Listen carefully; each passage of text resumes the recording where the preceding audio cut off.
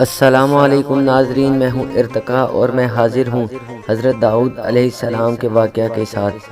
حضرت داؤد علیہ السلام بھی بنی اسرائیل کے بہت بڑے نبی گزرے ہیں۔ آپ کا ذکر قرآن مجید میں کئی جگہ پر آیا ہے۔ آپ پر آسمانی کتاب زبور نازل ہوئی۔ حضرت موسیٰ علیہ السلام کے انتقال کے کافی عرصہ بعد بنی اسرائیل کے سرداروں نے اس وقت کے نبی سے کہا کہ ہم کو ایک بادشاہ کی ضرورت ہے جس کی سرداری میں ہم اللہ کے دشمنوں سے جنگ کریں۔ اللہ کے نبی ان کی حالت کو خوب جانتے تھے۔ پہلے انہوں نے انکار کر دیا، یہ لوگ بزدل ہیں، جنگ وغیرہ کچھ نہیں کریں گے۔ مگر جب قوم اور سرداروں کا اصرار بڑھا اور وہ نہیں مانے تو اللہ کے نبی نے فرمایا، اللہ تعالیٰ نے تمہارے لیے طالوت کو بادشاہ مقرر کیا ہے۔ طالوت ایک غریب آدمی تھے۔ سردار امیر لوگ طالوت کا نام سنتے ہی ناراض ہو گئے کہ سرداری اور بادشاہت تو ہمارا حق ہے، یہ غریب آدمی کو کیسے مل گیا؟ حضرت طالوت بڑے عالم، عابد، جنگ کے ماہر اور بڑے طاقتور اور بہادر آدمی تھے، اس لیے اللہ نے ان کو بادشاہ کے لیے مقرر کیا تھا۔ اللہ کے نزدیک تو امیر و غریب سب برابر ہیں، اس کے نزدیک وہی اچھا ہے جو نیک ہو۔ لوگوں کو تسلی کے لیے اس وقت کے نبی نے یہ فرمایا تھا کہ حضرت طالوت کو بادشاہ بنانے کی ایک نشانی یہ بھی ہے کہ ایک صندوق میں حضرت موسیٰ علیہ السلام اور حضرت ہارون علیہ السلام کی یادگار ہے، اسے فرشتے اٹھا کر تمہارے پاس لے آئیں گے۔ چنانچہ فرشتے وہ صندوق ان کی قوم کے پاس لے آئے۔ آخر انہوں نے حضرت طالوت کو اپنا بادشاہ بنا لیا۔ آخر جب طالوت اپنی فوج لے کر روانہ ہونے لگے تو انہوں نے اپنی قوم کی ایک آزمائش کی کہ اگر کوئی مصیبت آئی تو یہ لوگ اس کا مقابلہ کریں گے یا بھاگ جائیں گے۔ تو انہوں نے کہا کہ آگے چل کر پانی کی ایک نہر آئے گی، جس نے اس کا پانی پی لیا اس کو مجھ سے کوئی تعلق نہ ہوگا۔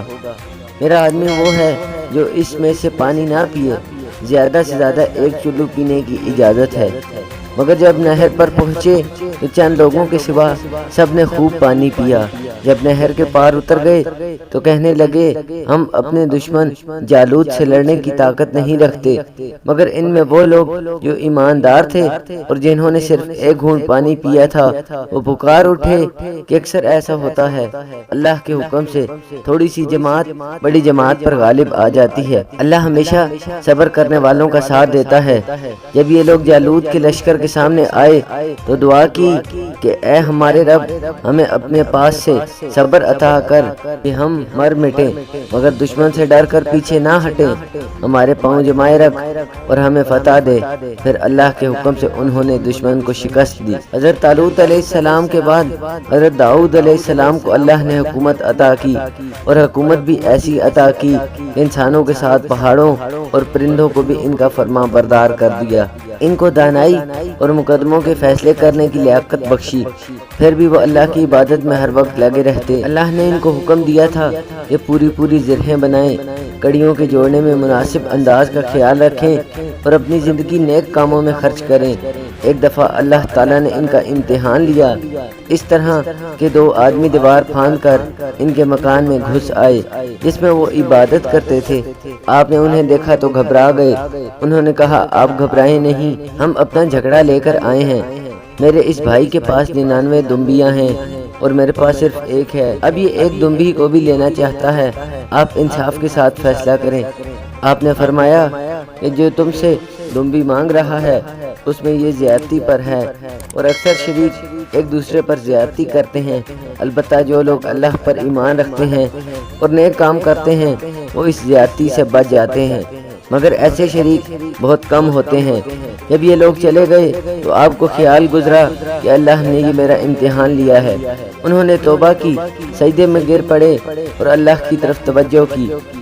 اللہ تعالیٰ نے فرمایا کہ اے داؤد، ہم نے تمہیں اس زمین کا خلیفہ بنایا ہے، لوگوں میں انصاف کرنا، اپنی خواہش پر نہ چلنا، ورنہ اللہ کی راہ سے بھٹک جاؤ گے۔ حضرت داؤد علیہ السلام کے اس قصے سے ہم کو جو سبق ملتے ہیں اس میں پہلا ہے، مسلمانوں کے لیے بادشاہ کا امیر ہونا ضروری نہیں، بلکہ اس کو عالم، طاقتور، بہادر اور لڑائی کے طریقے معلوم ہونے چاہیے۔